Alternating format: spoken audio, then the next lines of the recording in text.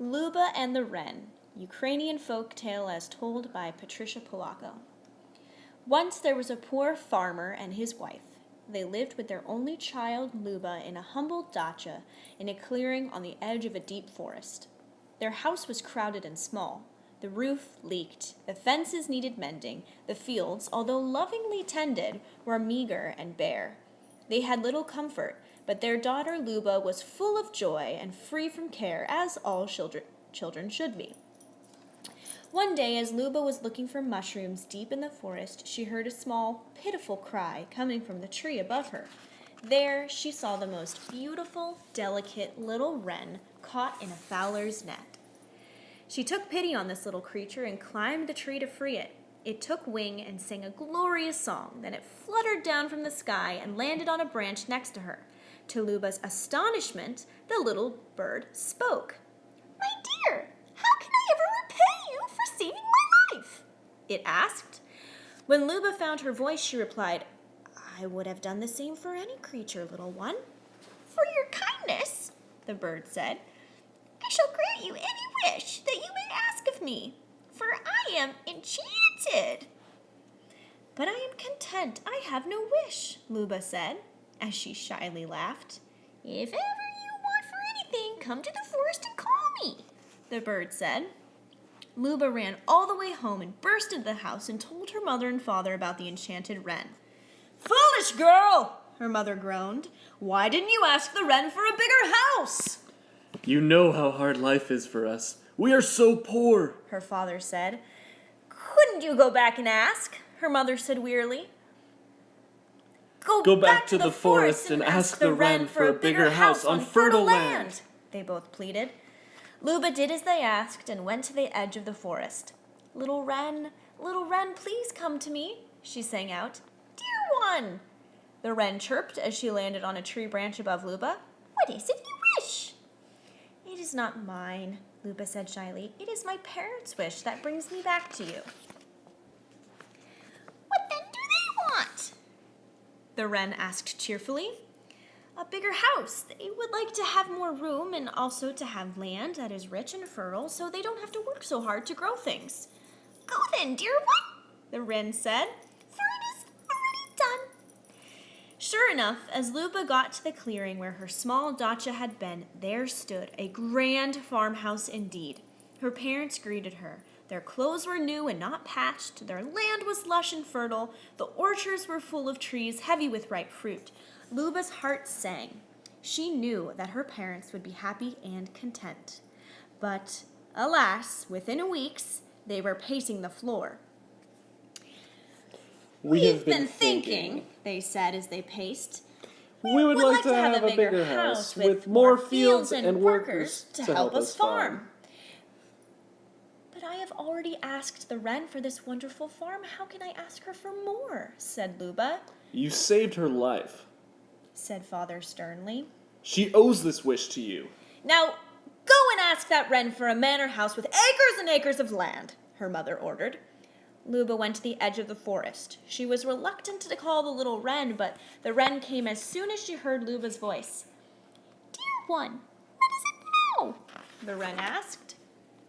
"It's not for me, and I wouldn't ask again, but it is my parents. They no longer like the farmhouse. Now they want an estate with acres of land and servants." The wren could see the child was ashamed. "Go then, my dear," the wren said, "for it is already done." When Luba returned home, there instead of a big farmhouse stood a graceful house of estate, surrounded by lush gardens, ponds, and honking geese and swans. As she entered the house, her father was seated by the fireplace in a grand chair. He was truly lord of the manor. Her mother was seated next to him, being tended by handmaidens. Spread before them was a great table glowing with all kinds of wondrous things to eat. Now Luba was sure they would be happy and content. But just as before, Luba awoke one morning to see her parents pacing the floor. We have been thinking, they began. Since the wren can grant us anything we want, why didn't we ask for a palace in the first place? But Mama, Papa, Luba pleaded, I cannot ask the wren again. Ah, but you can. The father hissed. After all, you saved her life, didn't you? She should be grateful, her mother bellowed.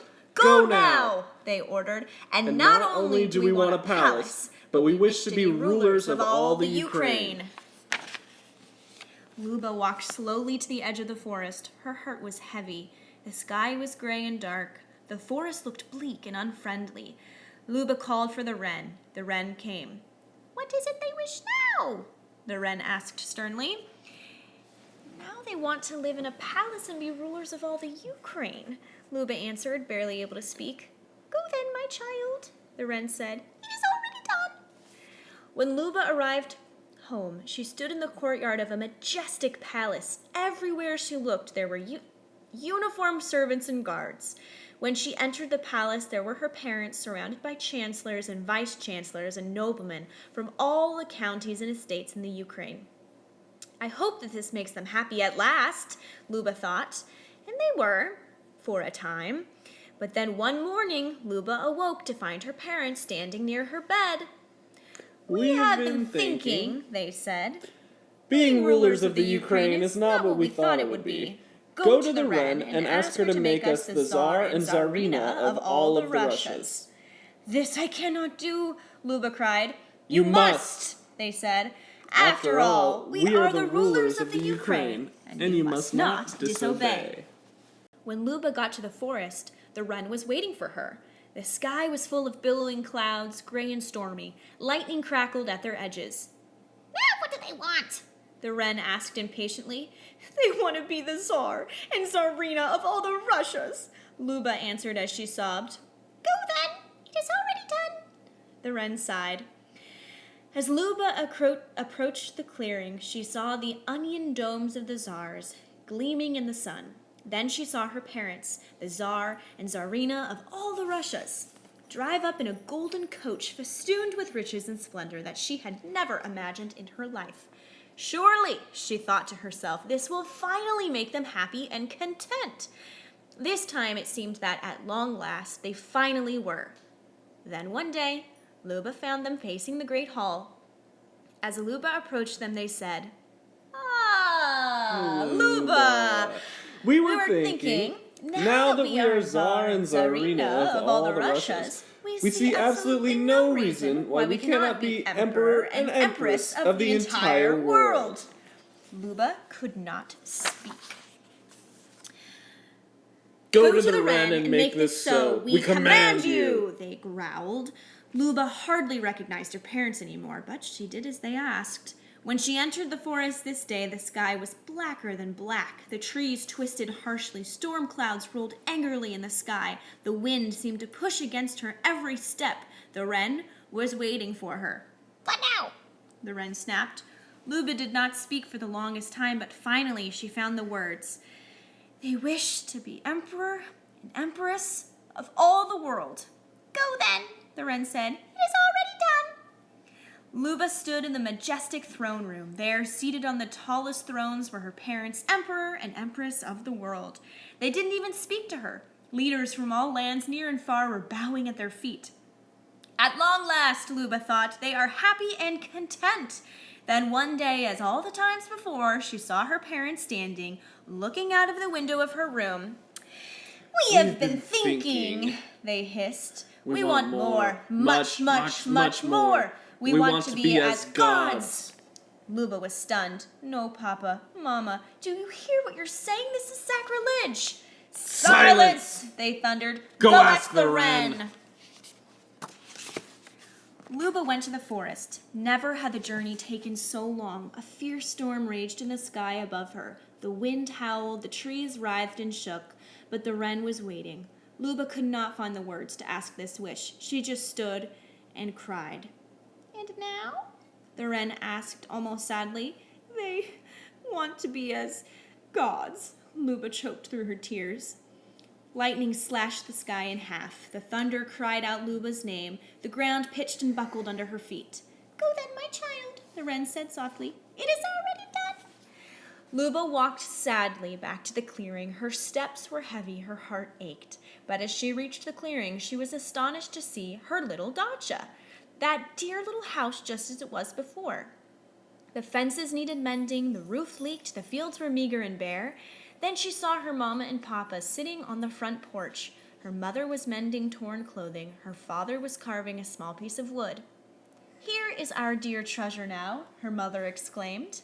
"I made this today just for you," her father said as he showed her a carving of a small wooden bird. Was it wonderful in the forest today? They said as they stretched out their arms to her. Luba leaped into their warm embrace. At long last, her parents were happy and very, very content indeed.